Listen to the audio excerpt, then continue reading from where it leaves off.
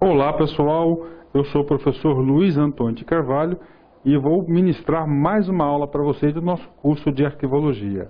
Nesta aula nós iremos abordar o assunto legislação arquivística. Eu avalio essa aula uma aula especial, porque ela é uma aula especial, uma aula que tem uma característica de quê? De uma aula informativa, na qual o professor fez o quê? Eu fiz uma coletânea das principais leis, decretos, resoluções que norteiam a legislação arquivística para o nosso concurso público. Então, uma lei mais uma aula orientativa, uma aula informativa, quais são os principais marcos legais do assunto arquivologia. Primeira lei, a mais importante de todas, sem dúvidas. Se algum aluno me perguntar, professor, de todos esses instrumentos que o senhor me informou, qual que eu tenho que estudar com mais afinco? Não tenho dúvidas. É a Lei 8.159 de 91. Essa lei é chamada de Lei dos Arquivos. A nossa matéria é o que? Arquivologia. Arquivologia vem de arquivo. Então o aluno tem que estudar a Lei 8.159, que é chamada Lei dos Arquivos. Além de ser a Lei dos Arquivos, essa é uma lei que dispõe sobre a política nacional dos arquivos públicos e dá outras providências. O segundo marco importante é o decreto. Como é uma lei, e quase todas as leis possuem o quê? Um decreto regulamentador da lei. E qual que é o decreto regulamentador da lei? É o decreto 4.073 de 2002, que vai regulamentar o quê? A lei 8.159, ou seja, esses dois instrumentos aqui eles são vitais para o estudo da legislação arquivística. Na nossa parte, lá no material didático, já constam essas duas leis para vocês. Lei seca, eu sou adepto para o aluno estude nossa matéria a lei seca, porque aquelas questões da prova de concurso são cópias desse artigo. Bacana? Outro decreto importante é o decreto 2.134 de 97, que vai regulamentar especificamente o artigo 23 da lei, que trata sobre o quê? Sobre os documentos caracterizados como sigilosos. E como o documento é sigiloso, quem tem acesso a esse documento?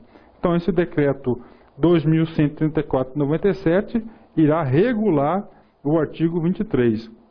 Nós temos ainda, complementando o decreto 2.134 de 97, nós temos o decreto 2.910 de 98, que vai estabelecer as normas para a salvaguarda de documentos, materiais, áreas de comunicação, sistema de informações de natureza sigilosa, é um documento também, faz parte da legislação arquivística. Outra lei importantíssima nos nossos estudos é a lei da microfilmagem. A lei da microfilmagem é a lei 4.433 de 68. Ela vai regulamentar o quê? De forma geral, como que se dará a microfilmagem, os principais requisitos, pessoas competentes, os principais procedimentos de forma geral. É a lei importante, é um marco regulatório importantíssimo do nosso estudo. Nessa lei tem também o quê? Um decreto regulamentador que irá regular a lei da microfilmagem, vai detalhar o que o legislador quis dizer em relação à lei, que é o decreto 1799 de 30 de janeiro de 96. Então, é um decreto regulamentador da lei da microfilmagem no Brasil, né? Outra lei, a lei 8.394 de 91. Essa lei dispõe sobre a preservação, organização, proteção dos arquivos documentais privados. É um marco regulamentatório, com certeza não é de tanta importância quanto a Lei 8.159 de 91. Temos uma resolução do CONAR 7 de 97, muito importante, e a norma brasileira de regras 10.510.51988 do CONAR, que ela dá nortes importantíssimos aos nossos estudos. Bacana? Ok? Vamos fazer, como de praxe, algumas questões sobre a legislação arquivística. O Prova MPU Arquivista CESP 2010. O direito de receber informações dos órgãos públicos é restrito, pois não se aplica àqueles cujo sigilo seja imprescindível para a segurança da sociedade e do Estado. A questão está correta. Olha só, gente, uma questão que está correta, mas que com certeza levou dezenas de centenas, milhares de candidatos ao erro. Por quê? Olha só. O direito de receber informações dos órgãos públicos é restrito. Opa, acenda a luz amarela. Acenda a luz amarela. Porque, restrito. Gente, o direito de informação, se é de minha pessoa, não é restrito. Agora, sobre a minha pessoa, outrem tem que ter regras para acessar sobre a minha pessoa. Então, ele é restrito. Pois, aí ele completa, pois, não se aplica àquelas cujo sigilo seja imprescindível para a segurança da sociedade e do Estado. Sim, matéria sigilosa, ela é o quê? É restrita a informação. Então, ela está geral. Agora, informações de caráter público, elas não são restritas. E nesse ponto que, com certeza, vários candidatos se confundiram. Caráter público não tem restrição. Agora, caráter de segurança de sociedade, segurança do Estado, sim. Aí sim, nesse caso, ela é de caráter restrito, como é o que eu quis dizer a questão. Próxima questão. No Brasil, como não há padrão ou norma para a descrição de documentos de arquivo, em geral, adota-se o modelo francês. Gente, toda essa legislação que nós acabamos de ler, leis, decretos, resoluções, nós não temos normas para definir a descrição dos documentos de arquivo? A questão está o quê, gente? Errada. Lógico que nós temos normas, e normas legalizadas. Questão muito fácil essa questão. 10. Próxima questão. A eliminação de qualquer documento produzido por instituições públicas ou de caráter público podem ser realizada mediante determinação da autoridade máxima dessas instituições? Errada, gente. Por quê? Porque quem vai definir a eliminação de documentos é a lei. É a lei que define os prazos. Não é da cabeça da autoridade competente. Legal? Como é uma aula de legislação arquivística, vamos dar uma passada na lei, essa lei aqui, na lei 8.159, de 8 de janeiro de 91. Tá? Então essa lei, vamos dar uma geral na lei? Vamos analisar aqui. Essa lei, vamos ler a ementa da lei. Essa lei dispõe sobre a política nacional de arquivos públicos e privados e dá outras providências, a ementa da lei.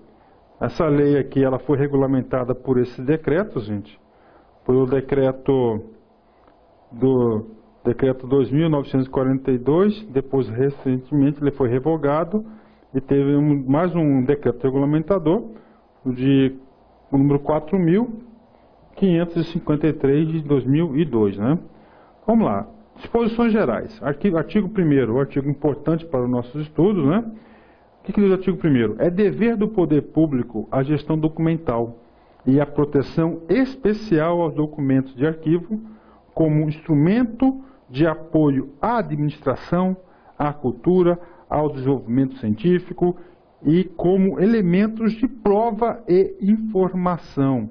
Então, os documentos de arquivo servem de prova e informação. Elemento de prova e informação. Vou aumentar um pouquinho a letra aqui para ficar melhor a nossa filmagem aqui. O artigo 2º é o conceito de quê? De arquivo. Conceito de arquivo. Então, o artigo 1º, artigo 2º, artigo 3º, gente, marquem na sua apostila. É obrigação de vocês saberem, não somente do assunto de legislação arquivística, mas de outros assuntos. Por exemplo, arquivo. Qual o conceito de arquivo? Está aqui o artigo 2º. O que diz o artigo 2º? Consideram-se arquivos para fins desta lei os conjuntos de documentos produzidos e recebidos por órgãos públicos, instituições de caráter público, entidades privadas em decorrência do exercício de atividades específicas, bem como por pessoas de qualquer que seja o suporte de informação a natureza dos documentos. Artigo importante dessa lei. Outro artigo importantíssimo, artigo 3º. O artigo 3º vai trazer o conceito de quê, professor? Vai trazer o conceito de gestão dos documentos, que nós já estudamos em aulas anteriores. O que diz o artigo 3º? Consideram-se gestão de documentos o conjunto de procedimentos e operações técnicas da sua produção, tramitação, uso, avaliação, arquivamento das fases em fase corrente, intermediária, visando a eliminação, recolhimento para a guarda permanente. Então, o artigo 3º é de suma importância nos nossos estudos. O artigo 4º também ele é importante, mas não vou fazer a leitura dele.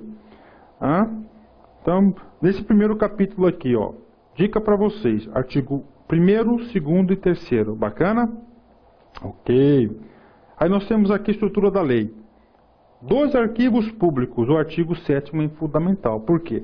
Nós temos aqui, ó, o capítulo, vou até marcar em amarelo aqui para destacar para vocês, ó. Nós temos aqui 2 arquivos públicos, não é isso? O capítulo 2º. E o capítulo 3º, olha só, gente, é dos arquivos privados. 2 arquivos privados. Então, no artigo público, os artigos privados. E arquivos públicos, o aluno tem que saber o conceito de arquivo público. O arquivo público, o conceito está no artigo 7º, é importante, inclusive um dos mais importantes desse capítulo todo. Então você, meu aluno, minha aluna, tem a obrigação de saber o que diz o artigo 7º. O artigo 7º diz o seguinte: os arquivos públicos são os conjuntos de documentos produzidos e recebidos, passar aqui, ó, no exercício de suas atividades por órgãos públicos no âmbito federal, estadual, distrital, do Distrito Federal e municipal, em decorrência de suas funções administrativas, legislativas e judiciárias. Ou seja, arquivo público abrange todas as esferas do governo e todos os poderes. Esferas, município, estados, DF e União. Poderes, legislativo, executivo e judiciário produzem o quê? São órgãos públicos, então vão produzir arquivos públicos. Legal? Ok, vamos lá, vamos continuar nosso estudo aqui, direcionado, né? Aí tem o artigo 7º, tem 2 parágrafos, o artigo 8º, os documentos públicos são identificados como os correntes, intermediários e permanentes. Olha aqui, importantíssimo, não é isso? Ó, os documentos públicos, ou seja, a nossa legislação, ela aderiu ao conceito da teoria das 3 idades, ó. Correntes, intermediários e permanentes, né? Aí consideram-se arquivos correntes, o conceito, aqueles que no curso, no que ou em que, mesmo sem movimentação, constitui consultas frequentes, né? Consideram-se arquivos intermediários aqueles que, não sendo o uso frequente nos órgãos produtores, por razão de interesse, mas guardam valor, guardam informação. Eliminação de documentos, artigo 10. No próximo capítulo, que é o 3º, o artigo 11 é importantíssimo para os nossos estudos. Por quê? Bem como no arquivo privado, ele vai conceituar quem são as pessoas competentes para produzir arquivos privados.